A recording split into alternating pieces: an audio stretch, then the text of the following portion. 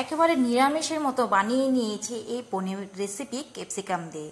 হ্যাঁ বন্ধুরা, এই রেসিপিটার নাম কি দেওয়া যায় আপনারা কিন্তু কমেন্ট করে জানিও। এই রেসিপিটা রুটি, পুরি বা নান বা ভাতের সাথে কিন্তু খেতে খুবই দারুণ লাগে। প্রথমে দেখো একটা মিক্সি বাটিতে নিয়ে নিয়েছি টমেটো কুচি, দিয়ে দিচ্ছি আদা কুচি, দিয়ে দিচ্ছি কিছুটা পরিমাণ মতো কাজু, মগজ দিয়ে এবার একটা পেস্ট তৈরি করে নেব।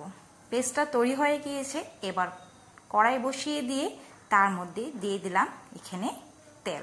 আমি এখানে সরষের তেল দিয়ে দিয়েছি, আপনারা যদি চান রিফাইন তেল দিয়ে করতে সেটাও করতে পারবেন। প্রথমে পনিরগুলোকে আগের থেকে কেটে নিয়েছিলাম, পনিরগুলোকে হালকা লাল করে ভেজে নিয়ে নামিয়ে নিচ্ছি।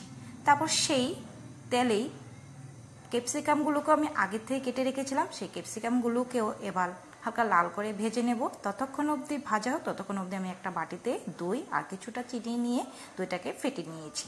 তারপর দেখো ক্যাপসিকামটা ভাজা হয়ে গেছে, নামিয়ে নিয়েছি। সেই তেলেই দিয়ে দিচ্ছি এবার কিছুটা জিরে ফোড়ন, দিয়ে দিচ্ছি দারচিনি, লং, এলাচ, এগুলোকে আমি থেতো করে নিয়েছি, আর দুটো কাঁচা লঙ্কা দিয়ে দিয়েছি। দেওয়ার পর যে পেস্টটা আমি তৈরি করেছিলাম সেই পেস্টটা দিয়ে একটু নাড়াচাড়া করে নিচ্ছি।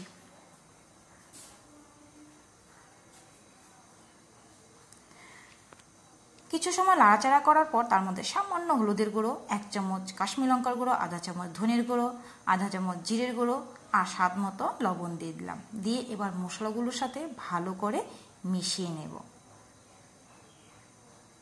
মিশানো হয়ে গিয়েছে, এবার ঢাকা দিয়ে প্রায় লো স্টিমে 2 মিনিট পর আমি ঢাকাটা তুলে নিলাম।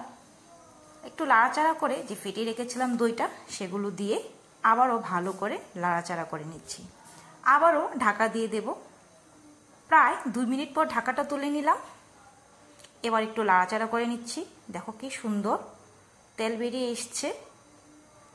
এবার ভেজে রাখা পনির আর ক্যাপসিকামগুলোকে দিয়ে একটু ভালো করে মিশিয়ে নিচ্ছি।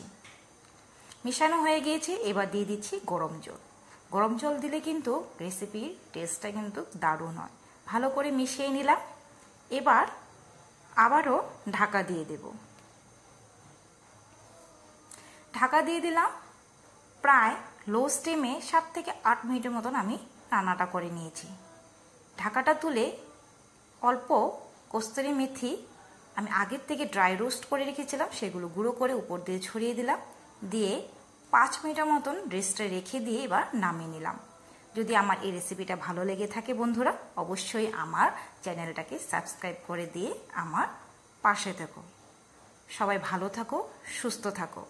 কেমন হয়েছে অবশ্যই কমেন্ট করে দিও, লাইক করো, শেয়ার করো। বাই বাই বন্ধুরা।